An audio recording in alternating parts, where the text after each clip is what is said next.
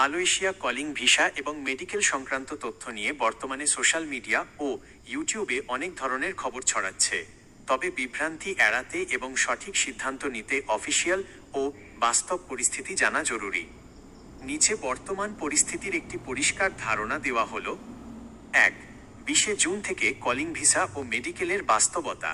Malaysia সরকার ২০২৬ সালের শুরুতে নতুন কোটা এবং কর্মী নেওয়ার কিছু প্রাথমিক ঘোষণা দিলেও ২০ জুন থেকে নিশ্চিতভাবে গণহারে মেডিকেল বা কলিং ভিসা চালু হচ্ছে এমন কোনো নির্দিষ্ট বা অফিসিয়াল তারিখ এখনও মালয়েশিয়া ইমিগ্রেশন বা বাংলাদেশের প্রবাসী কল্যাণ মন্ত্রণালয় চূড়ান্ত করেনি। বর্তমানে সোশ্যাল মিডিয়ায় অনেক এজেন্সি বা দালাল চক্র ২০ জুন থেকে মেডিকেল শুরু বা বড় সুখবর শিরোনামে ভিডিও বা পোস্ট দিচ্ছে, যার বেশিরভাগই মূলত ভিউ বাড়ানো বা অগ্রিম বুকিংয়ের নামে টাকা হাতিয়ে নেওয়ার কৌশল। ২. সঠিক মেডিকেল প্রক্রিয়া ও সতর্কতা। অফিসিয়াল নির্দেশনার অপেক্ষা। মালয়েশিয়ার নিয়োগকর্তার কাছ থেকে ডিমান্ড লেটার এবং প্রবাসী কল্যাণ মন্ত্রণালয় ও বিএমইটি এর অফিসিয়াল অনুমোদন না আসা পর্যন্ত কারোরই মেডিকেল করার প্রয়োজন হয় না। অনুমোদিত সেন্টার।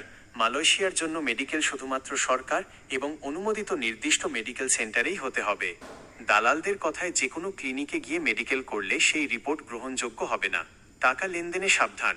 অফিসিয়ালভাবে আপনার নাম ক্লিয়ারেন্স বা তালিকায় না আসা পর্যন্ত কোনো দালাল বা আনঅফিসিয়াল এজেন্সির কাছে পাসপোর্ট বা মেডিকেল ফি বাবদ অগ্রিম টাকা জমা দেবেন না।